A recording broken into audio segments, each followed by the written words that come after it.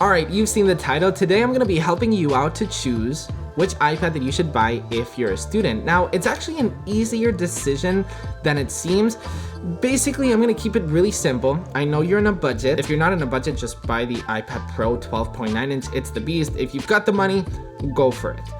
But I know you're in a budget, that's why you're watching this video. Now here's how it works. The more money you spend on an iPad, the more features you have. So in this video, I'll tell you if those features are worth it for you as a student.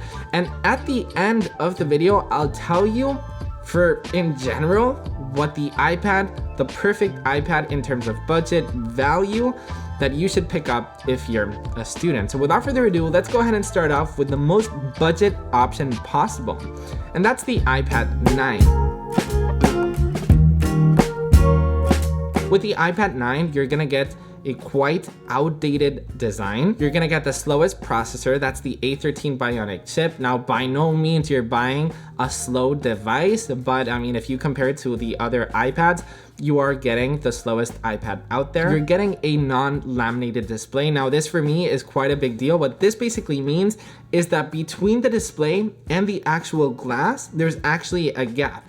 If you don't really know what I mean, I recommend you to actually go to an Apple store and go see the gap. You'll obviously see it. Now this for me, it bugs me. I like the display to be laminated. I like the display to be on the top of the display. Is it the biggest deal in the world? No, but it definitely is noticeable. Now it's compatible with the first generation Apple Pencil, which basically means that you charge your Apple Pencil right on to your Lightning port. And yes, it does support Lightning. It's not USB-C. Now having Lightning on an iPad in 2023 is really not the best way to go. In terms of keyboard, you've got the Smart Keyboard, which is a really good keyboard that is extremely lightweight and extremely comfortable. Now keep in mind that this keyboard does not have a trackpad, and you've got Touch ID instead of Face ID right on the home button with that outdated design. Now here's my quick thoughts on this iPad. If you're really tight in a budget, at the end of the day, 85% of what all the other iPads do, your iPad 9th generation will handle it perfectly. Now, yes, you've got an outdated design and kind of an outdated processor, but guess what? Students aren't really like the highest end gamers, even though you can technically game, but of course, I mean, this iPad is not meant for pro photo editing. This iPad is obviously not meant for pro gaming. But for basic students, if you don't mind that outdated design, this iPad is definitely not a bad choice. Now, if you've got a larger budget, now let's get on to the iPad 10. Now the iPad 10 practically has most of the iPad 9's weaknesses, but it's got that beautifully new design with a bunch of fun colors. It still has that non-laminated display, so you're still gonna see that gap. You still have the first generation Apple Pencil. You have a little bit of a faster chip. That's the A14 Bionic chip, so a little bit faster. Good thing about this iPad is that it's actually got USB-C. So what that means is that you can plug in a bunch of flash drives, a bunch of adapters, and the coolest thing for us as students is that you can actually connect your iPhone with a USB-C to Lightning cable. So you can actually share the battery that your iPad has to your iPhone, which is extremely useful. You can also connect your AirPods to that, which is great. My favorite thing about this iPad, obviously apart from the design and that it comes in pink and yellow and all these fun colors, is that the camera is actually right in the middle. I hate that the most expensive iPads like the iPad Pro 12.9 inch, the camera is on the left. It should be in the middle, and on the iPad 10 is right on the middle. Now a weakness and a really weird thing that Apple did with this iPad is that it's compatible with the first generation Apple Pencil. That Apple Pencil first generation is Lightning. The iPad 10 has USB-C, so how in the world do you charge this thing? You've got an adapter and you've got a cable, which you charge it just like that. Now, what if you lose the adapter? You gotta buy a different adapter. Or you can charge it with your iPhone, but it's not the best experience in the world. All right, our third iPad in the lineup is the iPad mini.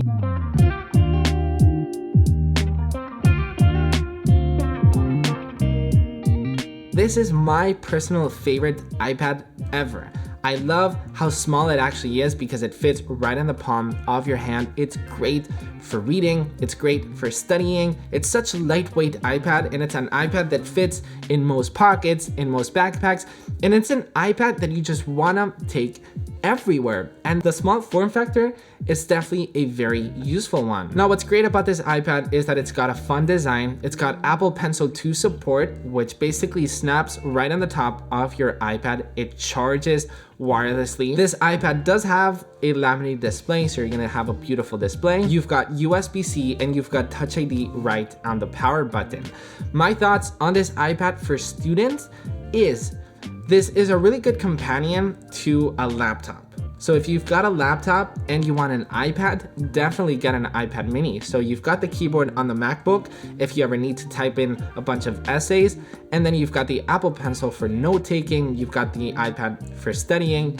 It's a really good companion to a MacBook, I'd say. Now, I say this because if you're a student, you probably need to type in a lot of stuff. The iPad mini is not compatible with any keyboard from Apple. You can probably get a keyboard from Amazon, but the reason that Apple has done it is that it's such a small device that the keyboard would kind of feel comfortable. But if you're buying the iPad for note taking, for all that, if you don't mind that small form factor, once again, my recommendation is go to the Apple Store and try all the sizes and the form factor out. But this is an iPad that I really do like. So if you don't need to type in a lot of stuff, this might be your iPad. All right, then comes an absolute beast of an iPad. Of course, the price getting higher every single time, but the iPad Air is a great option. You've got the M1 chip.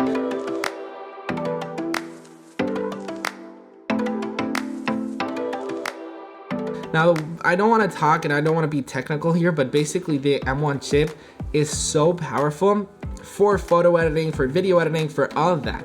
For students, what it basically means to you is that you'll have an iPad that will last you a long time. The M1 chip is a chip that will last you a long time, but it's also great for efficiency. So it makes the battery last a long time. You've got USB-C to charge your iPhone and for all of those adapters. You've got Touch ID right on the power button. This one doesn't have Face ID. It comes in a lot of fun colors as well. You've also got Magic Keyboard support, which is a beautiful keyboard that just snaps right in the back of your iPad. And you've got this floating design, which does have a trackpad, so it's great for writing essays and all of that.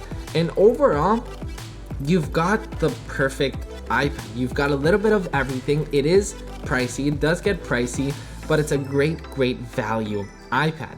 Then, if you've got just the budget, if you're like, okay, my uncle from Alabama is buying me an iPad, this is your iPad. The iPad Pro M2.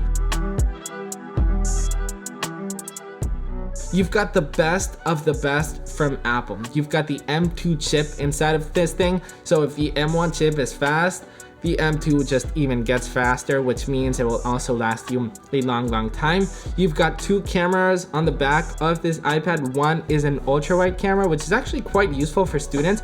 You're gonna see a lot of people saying, why do we need an extra camera on an iPad? Well, if you were scanning like a document with your iPad like at this height, you've got to do it like this with other iPads because, since it doesn't have an ultra-wide with the iPad Pro, you just do it like this and it's got an ultra-wide instead of this.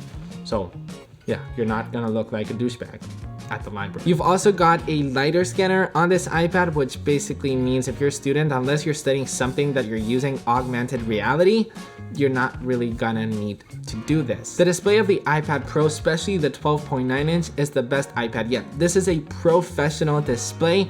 It's great for color accuracy, and you've got an XDR display, one, which is the most advanced display that Apple has ever made, and two, you've got that 120 hertz display, which basically means that the display just refreshes so quick, and you've just got a fluid experience. Go to the Apple Store and check it out, but it's so incredibly fluid. Something else to note is that this is the only iPad that has Face ID, so no Touch ID on the power button. You just swipe up and your iPad is automatically unlocked. So those are the luxuries.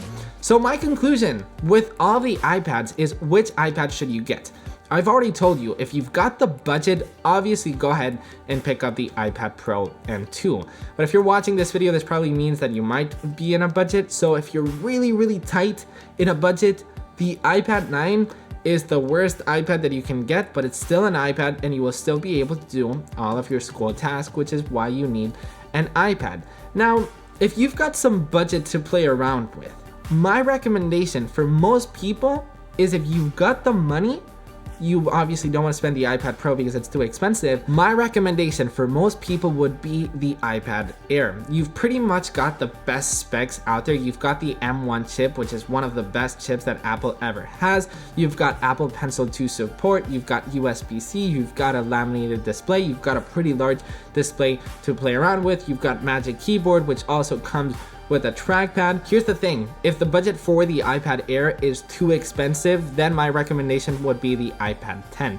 But all the iPads, as I said, even the iPad 9, they're all great options because at the end of the day, any iPad is an iPad. I've reviewed all of the iPads that I've mentioned in this video, so make sure to give those a look. Hopefully I helped you out. Let me know in the comments down below which iPad are you getting for college, for high school, or whatever you're in. All right, time for you to watch more reviews. Watch the iPad mini review. That one's a good one.